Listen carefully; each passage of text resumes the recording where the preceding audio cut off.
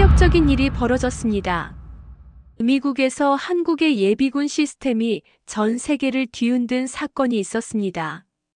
바로 할리우드 촬영장에서 발생한 사고 이후 한국처럼 철저한 안전 시스템이 왜 필요한지에 대한 관심이 폭발한 것인데요.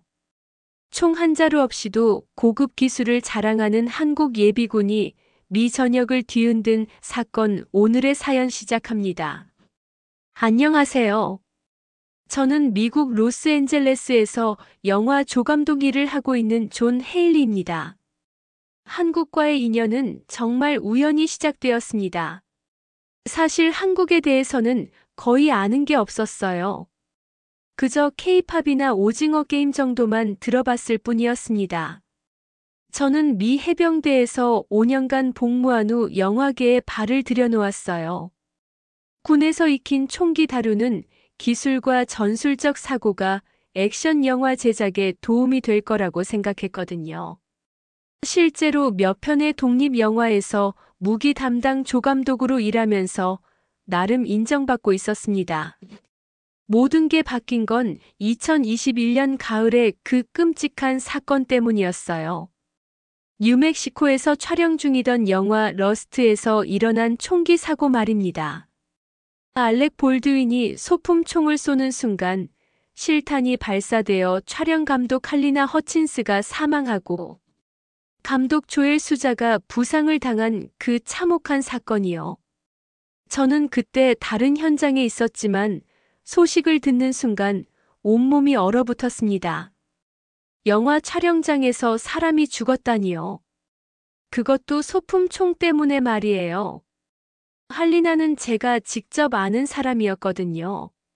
몇 번 함께 작업한 적이 있는 정말 실력 있고 좋은 사람이었어요. 젊은 나이에 그렇게 떠날 줄은 꿈에도 몰랐습니다. 하지만 더 충격적인 건 업계의 반응이었습니다. 물론 표면적으로는 애도하고 유감을 표했지만 며칠 지나자 사람들은 마치 없던 일인 양 행동하기 시작했어요. 심지어 일부는 이런 사고가 어쩔 수 없는 일이라며 체념하는 분위기였습니다. 특히 베테랑 무기 소품 담당자인 마이클 로저스의 반응이 가장 충격적이었어요.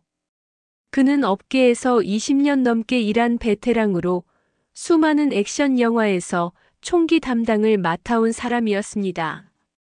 그런 그가 사건 발생 일주일 후에 한 말은 정말 믿을 수 없었어요. 촬영장에서는 원래 이런 일이 일어날 수 있다는 거였습니다. 위험한 건 당연하고 수십 년간 이 일을 해왔는데 가끔 있는 사고라고 하더군요. 액션 영화를 만드는 거니까 어느 정도 위험은 감수해야 한다는 식으로 말이에요. 그 말을 듣는 순간 정말 화가 났어요. 사람 목숨을 그렇게 가볍게 여겨도 되는 건가요? 저는 군인 출신이라서 총기의 위험성을 누구보다 잘 알고 있었거든요. 그런데 민간 영화계에서는 오히려 더 안일하게 생각하고 있었던 겁니다. 그날 밤 집에 돌아와서 계속 생각했습니다. 정말 촬영장에서 사고는 피할 수 없는 건가? 다른 나라는 어떨까? 특히 액션 영화를 많이 만드는 나라들은 어떻게 안전을 관리하고 있을까? 며칠 후 인터넷을 뒤지다가 흥미로운 기사를 발견했어요. 넷플릭스 오리지널 시리즈 오징어 게임에 관한 기사였는데 그 드라마에서도 총기 장면이 엄청 많이 나오지만 단 한 번도 안전사고가 없었다는 내용이었습니다. 처음엔 별거 아니라고 생각했어요. 드라마니까 영화보다는 상대적으로 안전하겠지 싶었거든요. 그런데 자료를 더 찾아보니 놀라운 사실을 알게 되었습니다. 한국은 민간인이 총기를 소유할 수 없는 나라라는 거였어요. 그럼 도대체 어떻게 그렇게 사실적인 총격전을 촬영할 수 있었을까요? 더 놀라운 건 한국에는 예비군이라는 제도가 있다는 거였어요. 모든 남성이 군 복무를 마친 후에도 계속해서 군사훈련을 받는다는 것이죠. 그런데 그 예비군 훈련에서도 실제 총이 아닌 모의 총기를 사용한다고 했습니다. 정말 신기했어요. 저는 해병대 출신이에요. 미군에서 5년간 복무했기 때문에 총기 다루는 법은 누구보다 잘 알고 있다고 자부했습니다. 실제 전투 경험은 없지만 다양한 총기를 다뤄봤고 사격 실력도 상당한 편이었어요. 하지만 한국의 시스템은 완전히 달랐어요. 실제 총기가 없는 환경에서도 완벽한 훈련이 가능하다는 게 신기했거든요. 그때부터 한국 영화 산업에 대해 더 자세히 알아보기 시작했습니다. 놀랍게도 한국 영화계에서는 총기 관련 사고가 거의 보고되지 않았어요. 그렇게 많은 액션 영화를 만들면서도 말이에요. 파라사이트로 아카데미상을 받은 봉준호 감독을 비롯해서 올드보이, 아가씨 같은 작품들까지 한국 영화의 액션 시퀀스는 할리우드 못지않게 뛰어났는데 안전사고는 없다는 게 정말 의외였습니다. 동료들에게 이 이야기를 했더니 반응이 가관이었습니다. 대부분이 한국을 과소평가하고 있었어요. 군대도 제대로 안 간다고 생각하고 실전 경험도 없다고 무시하는 분위기였습니다. 마이클은 더 노골적이었어요. 장난감 총으로 영화 찍는 나라 얘기를 왜 하냐며 자신들은 진짜 총을 다루는 전문가라고 자랑했습니다. 하지만 저는 포기할 수 없었습니다. 할리나의 죽음이 정말 피할 수 없는 사고였는지 아니면 우리가 놓친 게 있는지 확인하고 싶었거든요. 그래서 결심했어요. 직접 한국에 가서 그들의 시스템을 보겠다고 말이에요. 회사에 1개월 휴가를 신청하고 한국행 비행기표를 끊었습니다. 목적은 하나였어요. 한국의 안전 촬영 시스템을 직접 확인하는 것. 그리고 가능하다면 그들의 노하우를 배워서 미국 영화계에 적용하는 것이었습니다. 출발 전날 밤 마이클이 전화를 걸어왔어요. 정말 한국까지 가서 뭘 배우려고 하느냐며 시간 낭비라고 했습니다. 자신들이 이미 세계 최고인데 뭘 더 배울 게 있느냐는 거였죠. 저는 이렇게 답했습니다. 세계 최고라면 왜 사람이 죽었겠느냐고. 분명히 우리가 놓친 게 있을 거라고 말이에요. 마이클은 마지막까지 이해하지 못하겠다는 반응이었지만 저는 이미 마음을 정했어요. 인천공항으로 향하는 비행기 안에서 저는 많은 생각을 했습니다. 과연 한국에서 무엇을 배울 수 있을까? 정말 우리보다 나은 시스템이 있을까? 아니면 그냥 운이 좋아서 사고가 없었던 걸까? 한국에 도착한 첫날부터 문화적 충격을 받았습니다. 인천공항에서 서울로 가는 길에 본 것들이 제가 생각했던 것과 완전히 달랐거든요.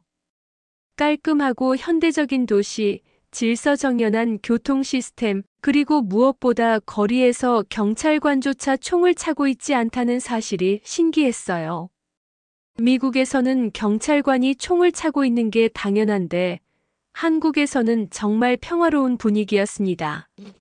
지하철을 타고 시내로 들어가면서도 놀랐어요. 보안 검색대도 없고 사람들이 정말 자연스럽게 일상을 살아가고 있더군요. 총기가 없는 사회가 이런 건가 싶었습니다. 숙소에 짐을 풀고 나서 가장 먼저 한 일은 한국 영화계 관계자와 접촉하는 것이었습니다. 미리 이메일로 연락을 주고받았던 촬영 코디네이터 민철 씨와 만나기로 했어요. 그는 오징어 게임을 비롯해 여러 한국 드라마와 영화에서 안전관리를 담당한 경력이 있는 사람이었습니다. 홍대 근처의 한 카페에서 민철 씨를 처음 만났을 때 솔직히 실망스러웠어요. 생각보다 젊어 보였고 제가 상상했던 거친 액션 영화 전문가의 모습과는 거리가 멀었거든요. 마른 체형의 안경을 쓴 모습은 오히려 대학원생 같았습니다. 저는 직설적으로 물어봤습니다. 한국에서는 정말 총기 사고가 없는지, 미국에서는 소품총으로도 사람이 죽었는데, 한국은 어떻게 다른지 말이에요. 민철 씨의 대답은 의외였어요. 한국은 애초에 실제 총기를 사용하지 않는다는 거였습니다.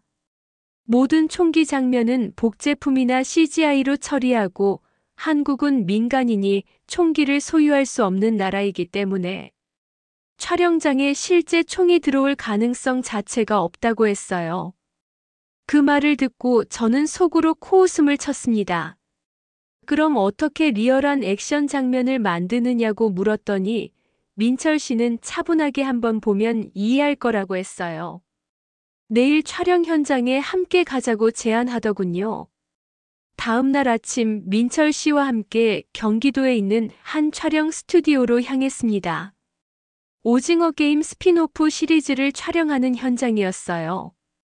버스에서 내리자마자 저는 의심의 눈초리로 주변을 둘러봤습니다. 정말 이런 곳에서 할리우드 수준의 액션을 만들 수 있을까 싶었거든요. 촬영장 입구에서부터 차이를 느꼈어요. 미국 촬영장과 달리 보안이 정말 철저했습니다. 모든 사람이 신분증을 확인받고 가방 검사도 받았어요. 특히 소품 관리 구역은 따로 분리되어 있었고 출입할 때마다 기록을 남겼습니다. 미국에서는 이렇게까지 하지 않는데 과도하다 싶었어요. 안전 브리핑 시간에 정말 놀랐어요. 미국에서는 보통 형식적으로 5분 정도 하고 넘어가는데 여기서는 30분 동안 세세한 부분까지 설명하더군요. 특히 총기 소품에 대한 부분이 인상적이었습니다. 소품 담당자가 설명하면서 실제 총기 모형을 보여주었는데 정말 정교했어요.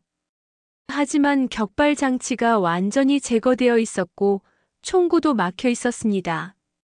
심지어 방아쇠도 당겨지지 않게 고정되어 있었어요. 소품 담당자는 이 총은 절대로 발사될 수 없다고 강조했습니다.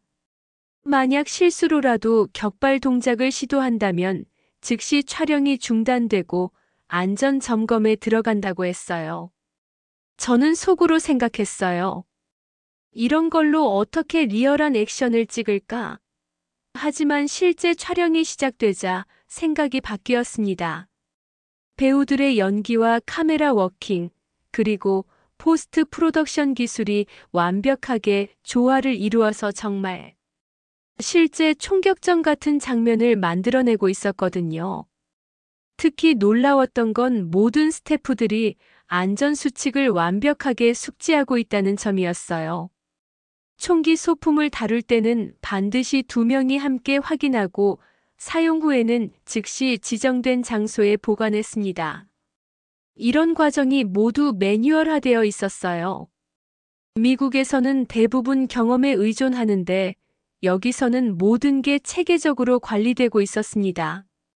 점심시간에 민철 씨와 이야기를 나누면서 제 선입견을 조금씩 버리게 되었습니다. 이런 시스템이 언제부터 만들어졌는지 물어보니 오래전부터라고 하더군요. 한국은 총기에 대한 규제가 워낙 엄격하다 보니 영화 촬영에서도 자연스럽게 안전을 최우선으로 하는 문화가 형성되었다고 했어요.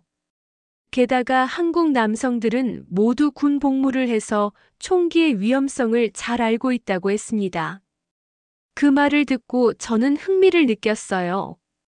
미국에서는 한국 군대가 별로라고 하던데 실제로는 어떤지 궁금했거든요. 민철 씨는 제 반응을 보고 약간 표정이 굳어졌어요. 한국의 군사 시스템을 직접 보지도 않고 판단하면 안 된다고 하면서 내일 시간 되면 예비군 훈련장에 함께 가보자고 제안했습니다. 저는 주저없이 대답했어요. 정말 궁금했거든요. 하지만 솔직히 말하면 크게 기대하지 않았어요. 미군 출신인 제가 보기에 징병제로 끌려온 사람들이 얼마나 전문적일 수 있겠나 싶었거든요. 게다가 예비군이라는 건 한 달에 한 번 정도 하는 형식적인 훈련 아닌가요? 그날 밤 호텔에서 미국에 있는 동료들에게 메시지를 보냈어요. 한국 촬영장 시스템은 확실히 안전하긴 하지만 너무 경직되어 있어서 창의성이 떨어질 것 같다고 했습니다. 마이클에게서 바로 답장이 왔어요. 역시 미국 방식이 최고라면서 안전도 중요하지만 예술적 완성도가 더 중요하다고 하더군요. 저도 그때까지는 마이클 말이 맞다고 생각했어요. 안전을 지나치게 강조하면 제약이 많아져서 좋은 작품을 만들기 어려울 거라고 여겼거든요. 하지만 다음 날 예비군 훈련장에서 본 것은 제 모든 편견을 완전히 바꿔놓았습니다. 사실 저는 미군 출신이라는 자부심이 강했어요. 세계 최강의 군대에서 훈련받았고 실제 총기를 다루는 전문 기술을 가지고 있다고 생각했거든요. 한국의 예비군 같은 민간 훈련이 과연 미군 수준에 비교될 수 있을까 의심스러웠습니다. 다음 날 아침 일찍 민철 씨와 함께 경기도의 한 예비군 훈련장으로 향했습니다. 차에서 내리자마자 저는 코웃음을 흘렸어요. 훈련장 입구에 걸린 현수막에 안전한 훈련, 정확한 사격이라고 적혀 있었거든요. 안전과 정확성이 양립할 수 있을까 싶었습니다. 미군에서는 실전 감각을 기르기 위해 어느 정도 위험을 감수하는 게 당연했는데 안전만 강조하면 진짜 전투력이 나올 수 있을까 의문이었어요. 민철 씨가 훈련장 관계자에게 저를 소개했어요. 예비군 중대장인 김소령이라는 분이었는데 제 군 경력을 듣고 반갑게 맞아주셨습니다. 미 해병대 출신이라고 하니 오늘 훈련을 보고 솔직한 평가를 부탁한다고 하더군요.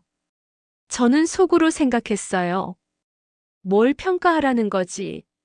장난감 총 가지고 노는 걸 말인가? 훈련이 시작되기 전 브리핑 시간에 김소령이 설명했습니다. 오늘은 시가전 모의 훈련이고 모든 총기는 모의탄을 사용하며 레이저 시스템으로 명중 여부를 판정한다고 했어요. 저는 의아했어요. 모의탄? 레이저 시스템? 이런 걸로 제대로 된 훈련이 가능할까요? 미군에서는 실탄을 사용해서 실전 감각을 기르는 게 기본이었거든요. 훈련장에 나가자 약 50명의 예비군들이 정렬해 있었습니다. 나이는 20대 후반부터 40대 초반까지 다양했어요. 직업도 회사원, 자영업자, 공무원 등 정말 다양했습니다. 저는 속으로 생각했어요. 이런 아마추어들이 뭘 할 수 있겠나? 미군은 전문 군인들이 매일 훈련하는데 이 사람들은 한 달에 한 번 나와서 하는 훈련이잖아요. 하지만 훈련이 시작되자마자 제 생각이 바뀌기 시작했습니다. 김소령의 차렷, 준비 구령과 함께 모든 예비군들이 일사불란하게 움직였어요. 총기를 드는 자세, 조준하는 동작, 사격 후 안전장치를 확인하는 과정까지 모든 게 완벽하게 동기화되어 있었습니다. 정말 놀라웠어요. 특히 놀라웠던 건 안전수칙을 지키는 모습이었어요. 총구는 절대 동료를 향하지 않았고 방아쇠에 손가락을 올리는 것도 정확한 타이밍에만 했습니다. 이런 기본기는 미군에서도 강조하는 부분인데 예비군들이 이 정도로 철저하게 지킬 줄은 몰랐어요. 오히려 미군에서도 가끔 실수하는 사람들이 있었는데 여기서는 단 한 명도 실수하지 않았습니다. 첫 번째 사격 훈련에서 더 큰 충격을 받았습니다. 거리 200m에서 정확도 훈련을 하는데 대부분의 예비군들이 목표물 중앙에 명중시키더군요. 모의탄을 사용했음에도 불구하고 말이에요. 저는 민철 씨에게 물어봤어요. 어떻게 모의탄으로 이런 정확도가 나올 수 있는지 말이에요. 민철 씨가 설명해 주었습니다. 한국의 모의탄 시스템은 실제 총기와 동일한 반동과 탄도를 구현한다고 했어요. 레이저와 센서를 통해 정확한 명중점을 측정하고 실시간으로 피드백을 받을 수 있다고 하더군요. 정말 신기했어요. 실탄 없이도 이런 정밀한 훈련이 가능하다니 말이에요. 하지만 저는 여전히 회의적이었습니다. 실전에서는 스트레스와 위험이 따르는데 이런 안전한 환경에서의 훈련이 얼마나 도움이 될까 싶었거든요. 그때 김소령이 다가와서 저도 한번 참여해 보겠느냐고 물었습니다. 미 해병대 출신으로서 한번 보여드리겠다고 자신만만하게 대답했어요. 하지만 막상 한국의 모의 총기를 잡고 보니 느낌이 달랐어요. 무게나 균형감은 실제 M16과 비슷했지만 발사 메커니즘이 완전히 다른 방식이었거든요. 첫 번째 사격에서 저는 완전히 실패했어요. 10발 중에 목표물에 명중한 건 고작 3발뿐이었습니다. 옆에서 지켜보던 예비군들이 웅성거리는 소리가 들렸어요. 김소령이 다가와서 조언해 주었습니다. 실탄 사격과 모의탄 사격은 약간 다른 기술이 필요하다고 했어요. 호흡과 방아쇠 당기는 타이밍이 특히 중요하다고 하더군요. 저는 자존심이 상했지만 그의 조언을 받아들였습니다. 두 번째 시도에서는 조금 나아졌지만 여전히 한국 예비군들보다 못했어요. 점심시간에 예비군들과 이야기를 나눌 기회가 있었어요. 그중 한 명인 박 상사는 평소 회사원으로 일하고 있었는데 군 복무 시절의 경험을 들려주었습니다. 자신들은 군 복무 때부터 이런 안전훈련을 철저하게 받았다고 했어요. 실탄보다 모의탄으로 더 많은 훈련을 했고 처음에는 답답했지만 나중에 보니 기본기가 정말 탄탄해졌다고 하더군요. 또 다른 예비군인 최 병장은 더 구체적으로 설명해 주었어요. 한국은 총기 사고가 나면 정말 큰 문제가 된다고 했습니다. 그래서 안전이 최우선이라고 했어요. 하지만 그렇다고 훈련 효과가 떨어지는 건 아니라며 오히려 더 정밀해진다고 했습니다. 오후에는 시가전 모의 훈련이 있었어요. 가상의 도시 환경에서 팀별로 나누어 전투를 벌이는 훈련이었습니다. 저도 한 팀에 합류해서 참여했어요. 이 훈련에서 정말 감탄했습니다. 예비군들의 팀워크와 전술적 사고가 정말 뛰어났거든요. 각자의 역할을 정확히 알고 있었고 의사소통도 완벽했어요. 특히 인상적이었던 건 안전수칙을 지키면서도 공격적인 전술을 구사한다는 점이었어요. 절대 무리하지 않으면서도 목표를 달성하는 균형 감각이 놀라웠습니다. 미군에서는 때로는 위험을 감수하더라도 목표를 달성하는 게 중요했는데 여기서는 안전과 효율성을 동시에 추구하고 있었어요. 훈련이 끝나고 김소령과 개별 면담을 했어요. 오늘 훈련은 어땠냐고 물어보시더군요. 저는 솔직하게 말했어요. 정말 놀랐다고 실탄 없이도 이렇게 효과적인 훈련이 가능하다니 신기했다고 했습니다. 특히 안전에 대한 의식이 정말 철저하더라고 했어요. 김소령이 미소를 지으며 말했습니다. 안전은 타협할 수 없는 가치라고 했어요. 하지만 그렇다고 훈련의 질을 포기하지는 않는다고 했습니다. 이 두 가지가 조화를 이룰 때 진짜 전문성이 나온다고 생각한다고 하더군요. 그날 밤 호텔로 돌아와서 깊이 생각했습니다. 제가 그동안 안전과 효율성을 대립되는 개념으로 생각했는데 한국에서는 이 둘이 완벽하게 조화를 이루고 있었어요. 미국의 동료들에게 메시지를 보냈습니다. 한국의 시스템이 생각보다 훨씬 체계적이라고 우리가 배울 점이 많을 것 같다고 했어요. 하지만 마이클에게서 온 답장은 여전히 회의적이었어요.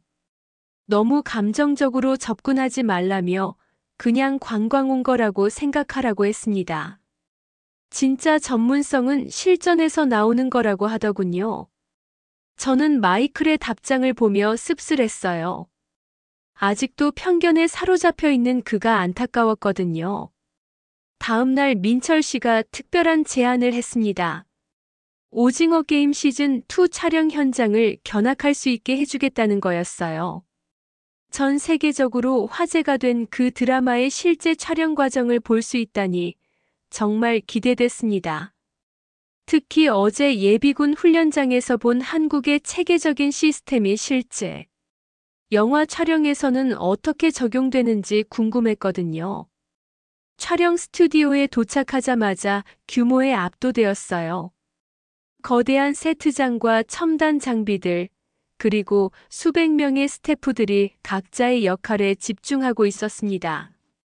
하지만 가장 눈에 띈 건 곳곳에 붙어 있는 안전 관련 표시들이었어요. 총기 소품 취급 시 필수 안전 수칙, 응급 상황 대응 매뉴얼, 스태프 안전 교육 이수 현황까지. 미국 촬영장에서는 볼 수 없었던 세심한 안전 관리 시스템이었습니다.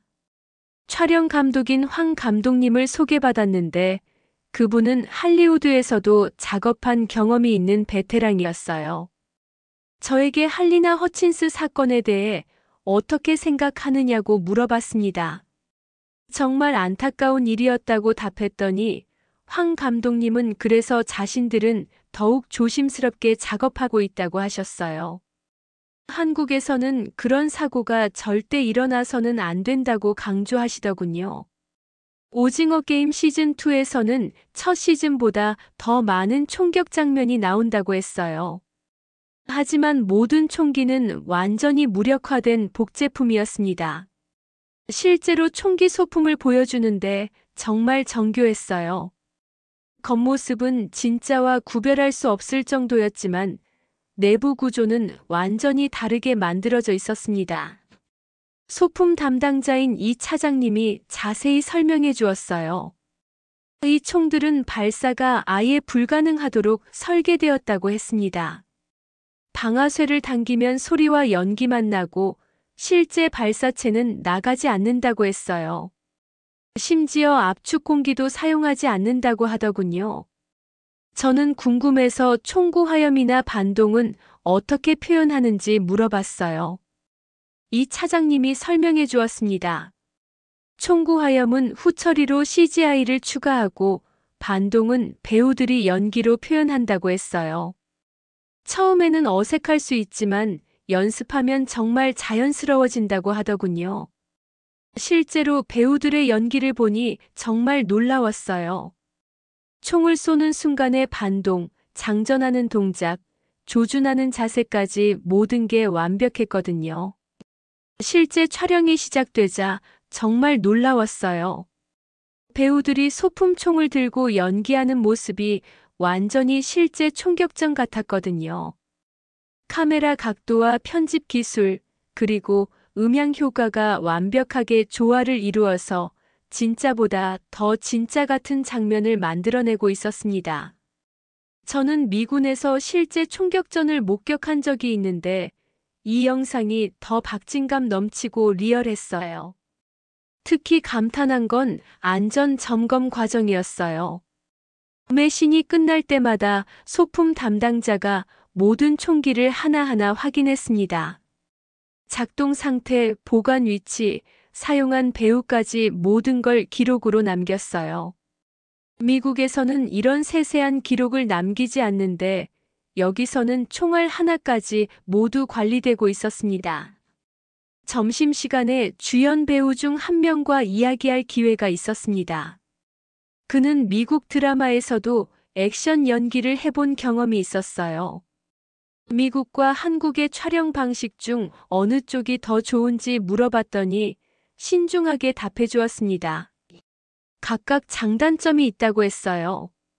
미국은 확실히 스케일이 크고 역동적이지만 한국은 안전성에서 압도적이라고 했습니다. 그리고 흥미로운 이야기를 들려주었습니다. 처음에는 모의 총기로 연기하는 게 어색했다고 해요. 실제 총의 무게감이나 반동이 없으니까 말이에요. 하지만 연습하다 보니 오히려 연기에 더 집중할 수 있더라고 하는 거예요. 안전에 대한 걱정이 없으니까 표현에만 신경 쓸 수 있었다고 했습니다. 오후에는 더 복잡한 액션 시퀀스 촬영을 지켜봤어요. 수십 명의 엑스트라가 참여하는 대규모 총격전 장면이었는데 모든 사람이 소품총을 들고 있었습니다. 이런 대규모 장면에서는 사고 위험이 더 크잖아요. 하지만 한국 스태프들의 관리 시스템은 완벽했습니다. 각 엑스트라마다 번호가 매겨져 있었고 소품 총의 일련 번호와 매칭되어 관리되고 있었어요. 액션 코디네이터인 박 감독님이 설명해 주었습니다. 대규모 액션 장면일수록 안전이 더 중요하다고 했어요. 한 명이라도 실수하면 큰 사고로 이어질 수 있다며 그래서 리허설을 여러 번 하고 모든 동선을 철저히 확인한다고 했습니다. 촬영 중간중간 안전 점검 시간이 있었는데 그때마다 모든 촬영이 중단되고 소품 상태를 확인했습니다. 처음에는 비효율적이라고 생각했는데 나중에 보니 이런 점검 덕분에 사고를 미연에 방지할 수 있는 거더군요. 미국에서는 시간을 아끼려고 이런 점검을 생략하는 경우가 많은데 그게 결국 큰 사고로 이어질 수 있다는 걸 깨달았어요. 저녁에 황 감독님과 개별적으로 이야기할 시간이 있었어요. 이런 안전 시스템이 창작에 제약이 되지 않냐고 물어봤더니 황 감독님이 웃으며 답하셨어요. 처음에는 그렇게 생각했다고 하시더군요. 하지만 지금은 오히려 더 창의적이 된 것 같다고 했습니다. 제약이 있으니까 다른 방법을 찾게 되고 그 과정에서 새로운 아이디어가 나온다고 하셨어요. 그리고 인상적인 말씀을 해주셨어요. 진짜 전문성은 안전을 지키면서도 최고의 결과를 만들어내는 거라고 하시더군요. 위험을 감수하는 건 전문성이 아니라 무모함이라고 했습니다. 그 말이 정말 가슴에 와닿았어요. 미국에서는 위험을 감수하는 걸 용기라고 여기는 경우가 많았는데 실제로는 그게 무모함일 수도 있다는 생각이 들었습니다. 그날 밤 호텔에서 하루를 정리하며 많은 생각이 들었어요. 한국의 촬영 시스템은 단순히 안전만을 추구하는 게 아니라 안전을 바탕으로 한 더 높은 차원의 전문성을 추구하고 있었습니다. 미국의 동료들에게 오늘 경험을 공유했어요. 오징어 게임 촬영장을 봤는데 정말 체계적이라고 안전하면서도 퀄리티는 더 높더라고 했습니다. 하지만 여전히 마이클은 회의적이었어요. 그런 식으로 하면 비용도 더 들고 시간도 더 걸린다며 현실적이지 않다고 했습니다. 저는 마이클의 반응을 보며 답답했어요. 여전히 안전과 효율성을 대립되는 개념으로 보고 있다는 게 말이에요. 하지만 한국에서 본 건 정반대였습니다. 안전할수록 더 효율적이고 더 창의적일 수 있다는 것을 배웠거든요. 그 회의적인 반응들을 계기로 저는 더 깊이 한국의 시스템을 이해하고 싶어졌습니다. 민철 씨에게 한국 군사 시스템의 핵심을 직접 체험할 수 있는 방법이 있는지 물어봤어요. 그랬더니 민철 씨가 정말 특별한 곳을 보여주겠다며 다음 날 아침 서울 외곽에 있는 국민안전체험관으로 데려갔습니다. 이곳은 일반 시민들도 총기 안전 교육을 받을 수 있는 곳이었어요. 특히 영화 관계자들은 의무적으로 이런 교육을 받아야 한다고 했습니다. 저는 의아했어요. 영화 관계자들이 왜 총기 안전 교육을 받아야 하냐고 물었더니 민철 씨가 진지하게 답했습니다. 그게 바로 한국 시스템의 핵심이라고 가짜 총이라도 진짜처럼 다뤄야 한다는 철학이라고 하더군요. 훈련장 안으로 들어가니 정말 체계적으로 구성되어 있었어요. 총기 안전 이론 교육실, 가상 사격 체험실, 그리고 실제 사격장까지. 마치 군대 훈련소 같은 느낌이었습니다. 첫 번째로 받은 건 이론 교육이었어요.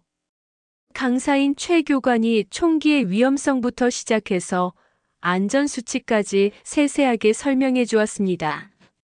특히 인상적이었던 건 실제 총기 사고 사례들을 보여준 것이었어요. 미국의 할리나 허친스 사건도 교육 자료에 포함되어 있었습니다. 최 교관이 이 사건을 설명하면서 말했어요. 이런 사고가 일어나는 이유는 단순하다고 기본기를 소홀히 했기 때문이라고 했습니다. 아무리 경험이 많아도 기본 안전 수칙을 지키지 않으면 사고는 언제든 일어날 수 있다고 하더군요. 그 말을 듣고 저는 뜨끔했어요. 미국에서 저희는 경험과 실력만 믿고 안전 수칙을 형식적으로 여겼던 게 사실이었거든요. 이론 교육 후에는 가상 사격 체험을 했어요. 실제 총기와 동일한 무게와 균형감을 가진 모의 총기를 사용하는 시스템이었습니다. 화면에 나오는 표적을 향해 사격하면서 정확도와 안전성을 동시에 평가받는 거였어요. 저는 자신 있게 시작했지만 결과는 충격적이었습니다. 정확도는 괜찮았지만 안전 점수가 형편없었어요. 총구 방향 관리, 방아쇠 규율, 재장전 과정에서 계속 감점을 당했습니다. 최 교관이 제 결과를 보고 말했어요. 사격 실력은 좋지만 안전의식이 부족하다고, 이런 상태로 촬영장에 가면 언제든 사고가 날 수 있다고 하더군요. 그 말을 듣고 정말 부끄러웠어요. 저는 미군에서 5년간 복무한 베테랑이라고 자부했는데 한국의 민간 교육 과정에서 이런 평가를 받다니요. 오후에는 더 놀라운 경험이 기다리고 있었습니다. 실제 예비군들의 고급 사격 훈련을 참관하게 된 거예요. 어제 본 기본 훈련보다 훨씬 복잡하고 정밀한 과정이었습니다. 훈련장에 나가니 약 100명의 예비군들이 여러 그룹으로 나뉘어 훈련하고 있었어요. 거리별 정밀 사격, 시가전 모의 훈련, 야간 사격까지 다양한 과정이 동시에 진행되고 있었습니다. 가장 인상적이었던 건 레디에임 구령이었어요. 100명이 넘는 사람들이 완벽하게 동기화된 움직임을 보여주었습니다.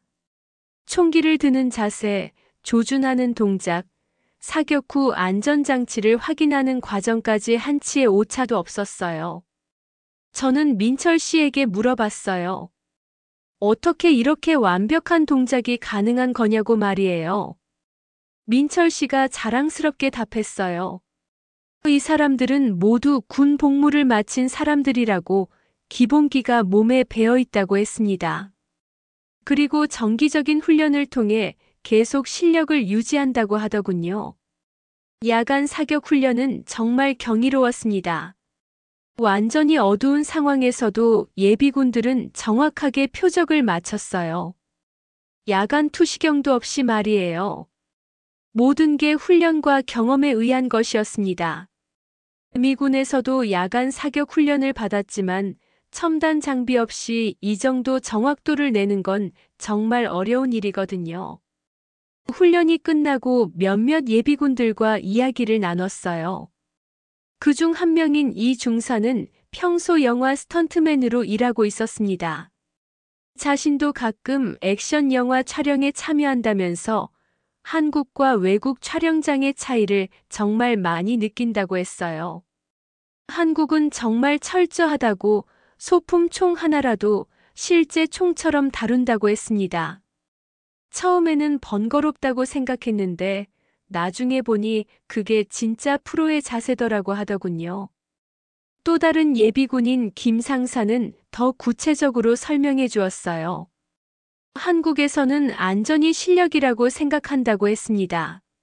아무리 사격을 잘해도 안전 수칙을 지키지 않으면 인정받지 못한다고 했어요. 반대로 안전을 잘 지키는 사람은 존경받는다고 하더군요. 저녁에 훈련장을 떠나면서 최 교관이 저에게 말했어요. 오늘 본 게 한국의 진짜 실력이라고. 한국은 총기가 없는 나라지만 총기 안전에 대해서는 세계 최고 수준이라고 자부한다고 했습니다. 그리고 의미심장한 말을 덧붙였어요. 진짜 강한 군대는 실전에서만 나오는 게 아니라고, 평상시 훈련에서 안전을 지키면서도 최고의 실력을 유지하는 게 진짜 전문성이라고 하더군요. 그날 밤 호텔에서 하루를 돌아보며 많은 것을 깨달았어요. 한국의 예비군 시스템은 단순히 군사훈련이 아니라 안전과 전문성을 동시에 추구하는 하나의 철학이었습니다. 특히 레디에임 구령을 외치며 일사불란하게 움직이는 100명의 예비군들의 모습이 계속 머릿속에 남았어요. 그들의 움직임에는 단순한 기술을 넘어선 어떤 정신이 담겨 있었습니다. 미국의 동료들에게 오늘의 경험을 공유했어요. 한국 예비군의 실력이 정말 대단하다고, 실탄 없이도 이런 수준의 훈련이 가능하다니 우리가 정말 많이 배워야 할 것 같다고 했습니다. 이번에도 마이클의 반응은 예상대로였어요. 너무 감정적으로 접근하는 것 같다며 실전 경험 없는 사람들이 뭘 할 수 있겠냐고 하더군요. 하지만 저는 더 이상 마이클의 말에 동조할 수 없었어요. 오늘 본 한국 예비군들의 실력은 실전 경험과는 다른 차원의 전문성이었거든요. 다음 날 민철 씨가 저를 데리고 간 곳은 정말 예상치 못한 장소였습니다. 서울 시내의 한 대형 컨벤션 센터였어요. 입구에 걸린 현수막을 보고 깜짝 놀랐습니다. 제1회 아시아 영화 안전 컨퍼런스라고 적혀 있었거든요. 민철 씨가 설명해 주었어요.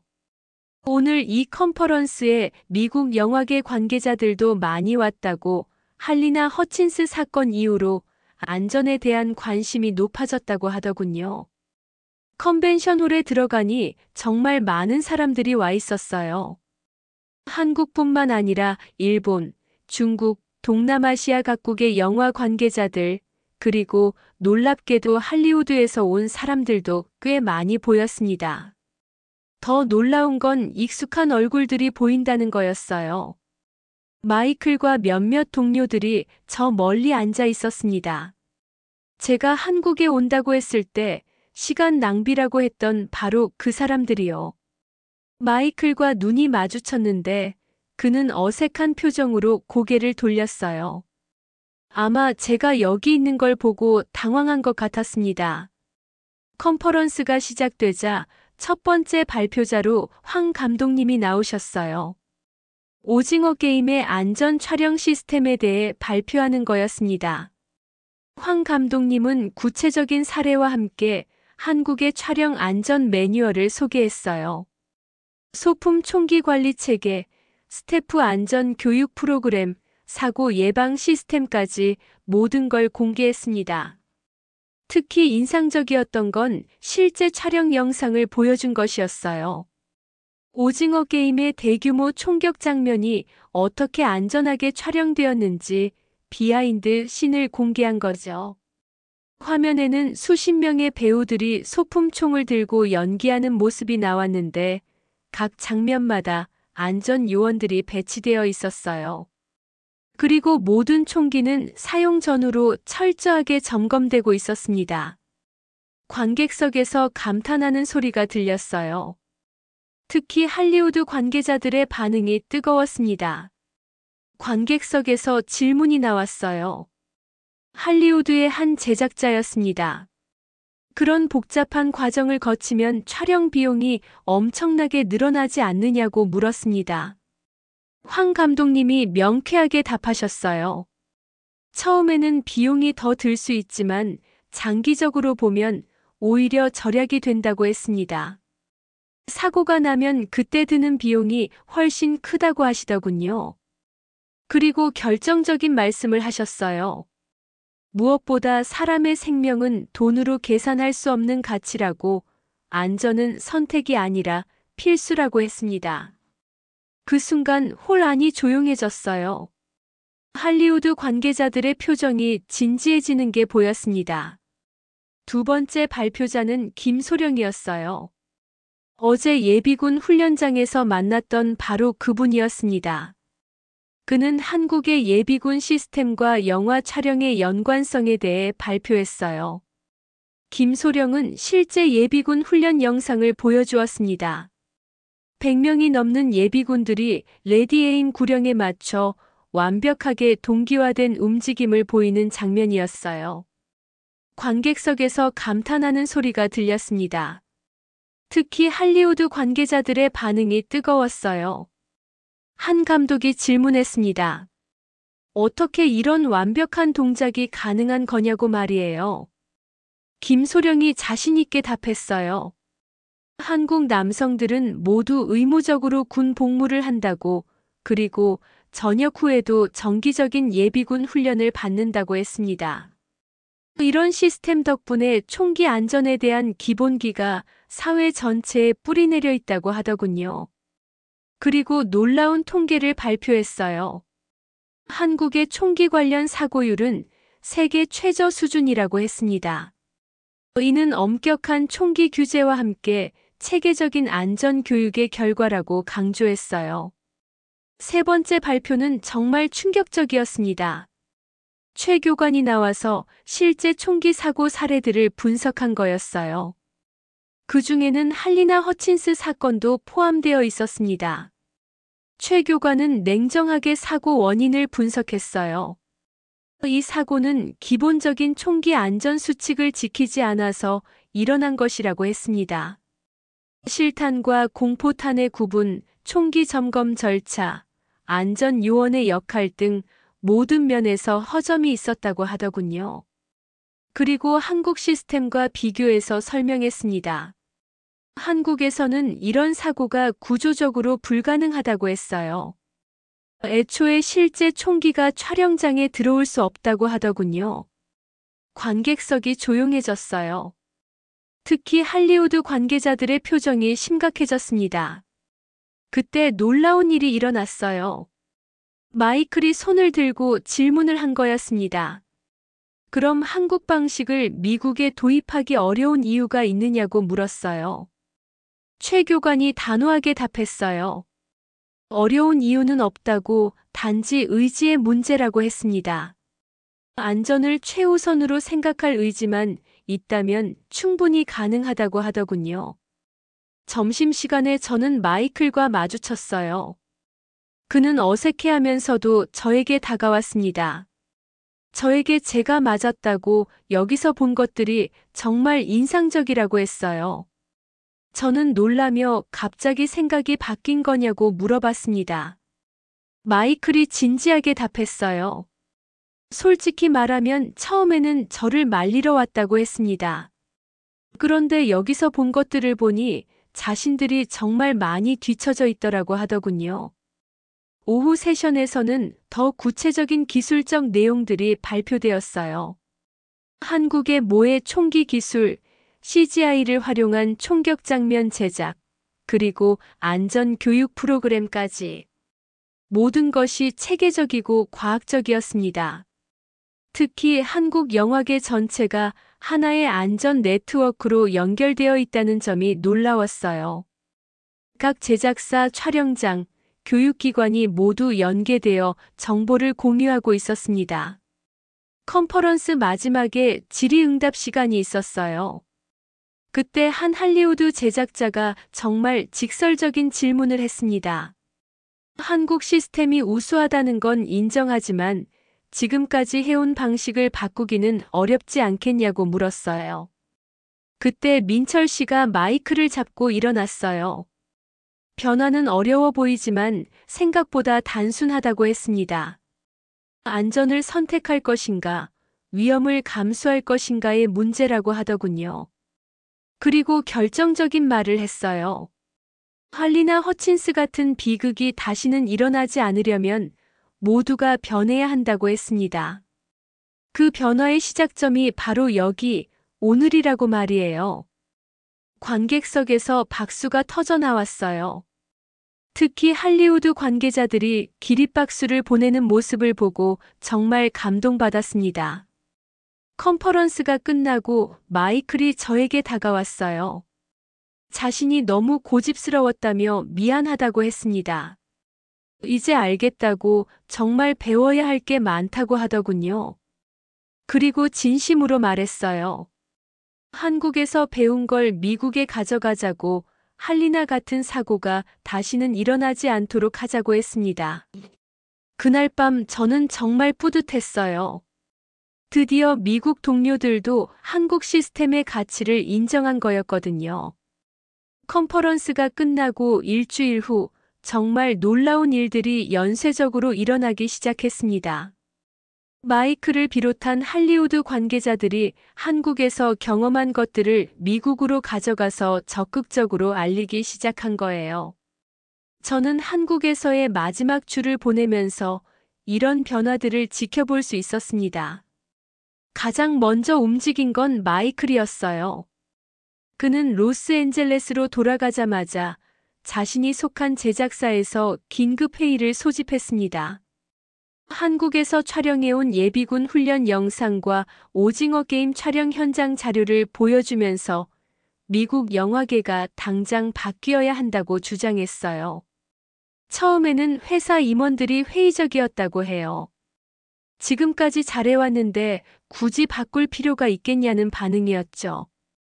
하지만 마이클이 할리나 허친스 사건의 분석 자료와 한국의 안전 통계를 제시하자 분위기가 바뀌었습니다.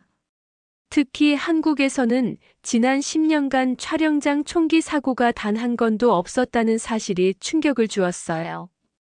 더 놀라운 건 할리우드의 유명 배우들이 이 움직임에 동참하기 시작했다는 거였어요. 엔젤리나 졸리가 자신의 소셜미디어에 한국의 안전 촬영 시스템에 대한 글을 올렸고, 드웨인 존슨도 인터뷰에서 진짜 안전한 세트가 진짜 프로라고 언급했습니다. 이런 유명인들의 지지 선언이 업계 전체에 큰 파장을 일으켰어요. 민철 씨를 통해 들은 소식에 따르면 미국의 여러 제작사에서 한국의 K-세이프티 매뉴얼을 도입하겠다고 발표했다고 해요.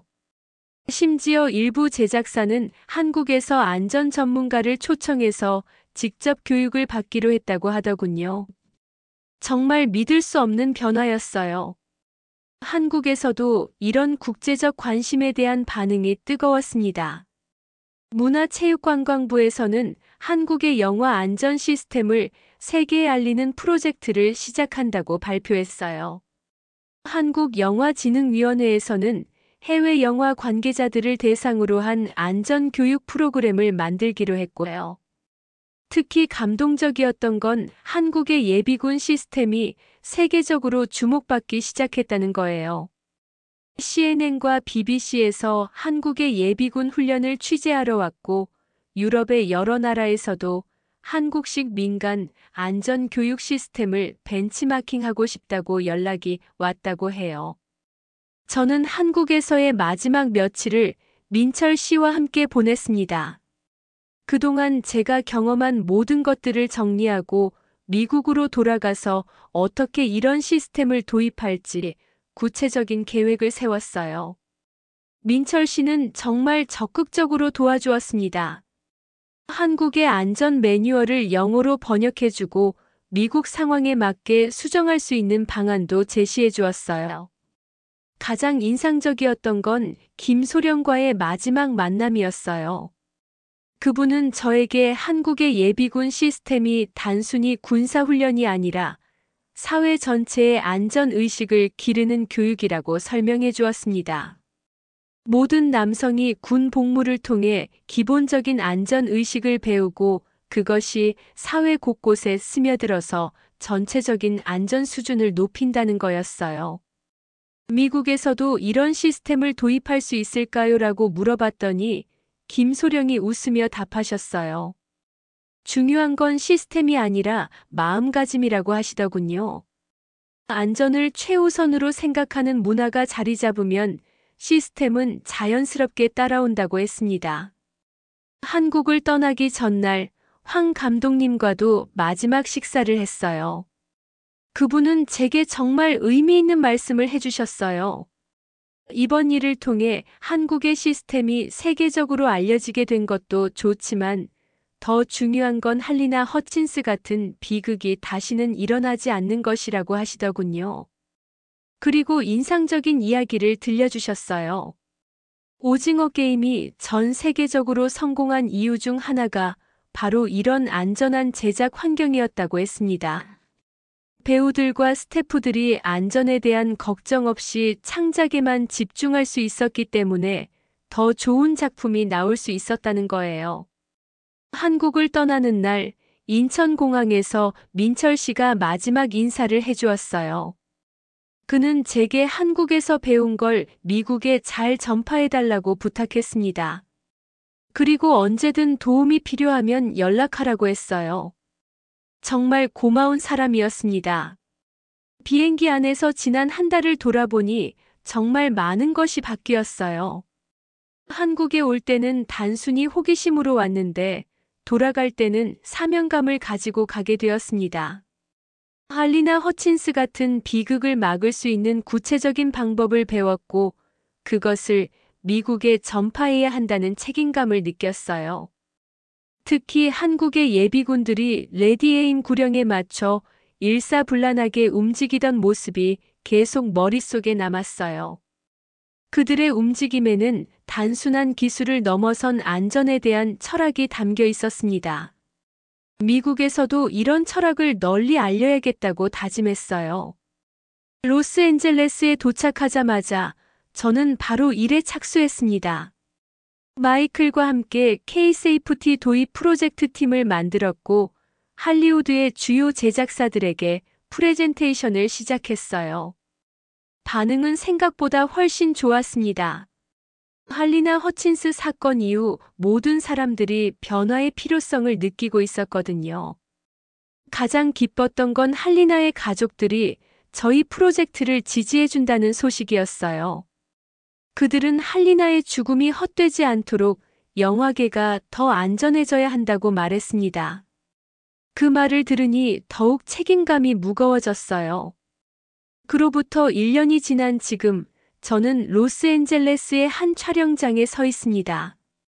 하지만 이곳은 1년 전의 미국 촬영장과는 완전히 다른 모습이에요. 입구에는 한글과 영어로 된 안전수칙이 붙어 있고 모든 스태프들이 한국식 안전교육을 이수한 증명서를 목에 걸고 있습니다. 정말 믿을 수 없는 변화였어요. K-세이프티 시스템이 미국에 본격 도입된 지 벌써 8개월이 되었습니다. 처음에는 저항도 많았어요. 일부 베테랑들은 지금까지 해온 방식을 바꾸기 싫어했고 비용 문제를 제기하는 제작사들도 있었습니다. 하지만 점차 그 효과가 입증되면서 업계 전체가 바뀌기 시작했어요. 가장 큰 변화는 총기 소품 관리 시스템이었습니다. 이제 미국 촬영장에서도 실제 총기는 완전히 사라졌어요. 모든 총기 소품은 한국처럼 완전히 무력화된 복제품을 사용하고 격발 장치는 아예 제거되어 있습니다. 처음에는 어색해하던 배우들도 이제는 자연스럽게 적응했어요. 특히 인상적인 건 스태프들의 안전의식이 완전히 바뀌었다는 거예요. 예전에는 형식적으로 하던 안전 브리핑이 이제는 정말 진지하게 진행됩니다. 한국에서 배워온 체크리스트에 따라 모든 소품을 철저히 점검하고 매 씬마다 안전 확인을 거쳐요. 마이클은 이제 미국 내 K-세이프티 전도사가 되었습니다. 그는 각종 영화제와 컨퍼런스에서 한국 시스템의 우수성을 설파하고 다녀요. 특히 그가 자주 하는 말이 있어요. 진짜 프로는 위험을 감수하는 게 아니라 안전을 지키면서도 최고의 결과를 만들어내는 사람이라는 거죠. 더 놀라운 건 이런 변화가 미국을 넘어 전 세계로 확산되고 있다는 거예요. 영국, 프랑스, 독일의 영화계에서도 K-세이프티 매뉴얼을 도입하기 시작했고 심지어 인도의 볼리우드에서도 한국 전문가를 초청해서 교육을 받고 있다고 해요. 한국에서는 이런 국제적 관심에 부응해서 K-세이프티 국제 인증 프로그램을 만들었습니다. 전 세계 영화 관계자들이 한국에 와서 정식 교육을 받고 인증서를 받아가는 시스템이에요. 저도 그 프로그램의 자문위원으로 참여하고 있습니다. 지난달에는 정말 감동적인 일이 있었어요. 할리나 허친스의 남편이 저를 찾아온 거예요. 그는 K-세이프티 시스템 덕분에 더 이상 할리나 같은 희생자가 나오지 않을 거라며 감사의 인사를 전했습니다. 그리고 할리나의 이름을 딴 안전재단을 만들어서 전 세계 영화계 안전 교육을 지원하겠다고 했어요. 가장 자랑스러운 건 한국의 예비군 시스템이 세계적으로 인정받게 되었다는 거예요. 유엔에서는 한국의 민간 안전 교육 시스템을 모범 사례로 소개했고 여러 나라에서 벤치마킹 하려고 합니다. CNN에서 제작한 한국 예비군 다큐멘터리는 에미상 후보에까지 올랐어요. 얼마 전에는 정말 놀라운 소식을 들었습니다. 미국 국방부에서 한국의 예비군 훈련 시스템을 연구하기 위해 공식 연구팀을 파견하기로 했다는 거예요. 실탄 없이도 이런 높은 수준의 훈련이 가능하다는 걸 인정한 거죠. 민철 씨와는 지금도 정기적으로 연락하고 있어요. 그는 이제 국제적인 안전 컨설턴트가 되어서 전 세계를 다니며 K-세이프티 시스템을 전파하고 있습니다. 지난주에는 그가 브라질에서 보내온 사진을 받았는데 브라질 영화진들이 한국식 안전 교육을 받고 있는 모습이었어요. 김소령 님도 이제는 국제적인 인물이 되셨어요. 여러 나라의 군사 전문가들이 한국의 예비군 시스템을 배우러 오고 김소령 님이 직접 교육을 담당하고 계십니다. 특히 그분이 강조하시는 안전이 곧 실력이라는 철학이 많은 사람들에게 감동을 주고 있어요. 오늘도 저는 촬영 현장에서 한국에서 배운 안전 점검을 하고 있습니다. 모든 소품 총기를 하나하나 확인하고 스태프들의 안전 교육 이수 여부를 점검해요. 이런 과정이 번거로울 수 있지만 할리나 허친스 같은 비극을 막기 위해서는 꼭 필요한 일이라고 생각해요. 가장 뿌듯한 건 젊은 스태프들의 반응이에요. 그들은 이런 안전 시스템을 당연하게 받아들이고 있어요. 아마 앞으로 10년, 20년 후에는 안전하지 않은 촬영장은 상상도 할 수 없게 될 거예요. 어제는 정말 특별한 손님이 촬영장을 찾아왔어요. 한국에서 온 예비군 대표단이었습니다. 그들은 미국 영화계가 한국 시스템을 도입한 걸 보러 온 거였어요. 그 중에는 제가 훈련장에서 만났던 박 상사와 김 상사도 있었습니다. 그들이 미국 촬영장에서 한국식 안전 시스템이 작동하는 걸 보고 정말 감동받더라고요. 박 상사는 저에게 이렇게 말했어요. 한국의 작은 시스템이 전 세계를 바꿀 수 있다는 게 정말 자랑스럽다고 말이에요. 저는 그들에게 한국에서 배운 가장 중요한 것이 무엇인지 물어봤어요. 김 상사가 답해 주었습니다. 총을 다루는 기술이 아니라 사람을 지키는 마음이라고 했어요. 그 말이 정말 가슴에 와닿았습니다. 오늘 밤 저는 한국을 그리워하며 이 글을 쓰고 있습니다. 1년 전 한국에서 보낸 한 달이 제 인생을 완전히 바꿔놓았어요. 단순히 호기심으로 시작된 여행이 전 세계 영화계를 바꾸는 큰 변화의 시작점이 되었습니다. 내가 한국에서 배운 건 총이 아니었습니다. 사람의 안전을 최우선으로 생각하는 철학이었어요. 레디 에임이라는 구령 속에 담긴 건 단순한 사격 명령이 아니라 모든 상황에서 안전을 준비하라는 메시지였습니다. 지금도 가끔 한국의 그 훈련장이 생각나요. 100명의 예비군들이 일사불란하게 움직이던 모습, 그들의 눈빛에서 본 진정한 프로 정신. 그것이 바로 진짜 강함이었어요. 할리나 허친스는 돌아오지 않지만 그녀의 죽음이 헛되지 않았습니다. 전 세계 영화계가 더 안전해졌고 앞으로는 그런 비극이 다시는 일어나지 않을 거예요. 그리고 그 변화의 중심에는 한국의 지혜와 철학이 있었습니다. 한국 정말 고마운 나라입니다.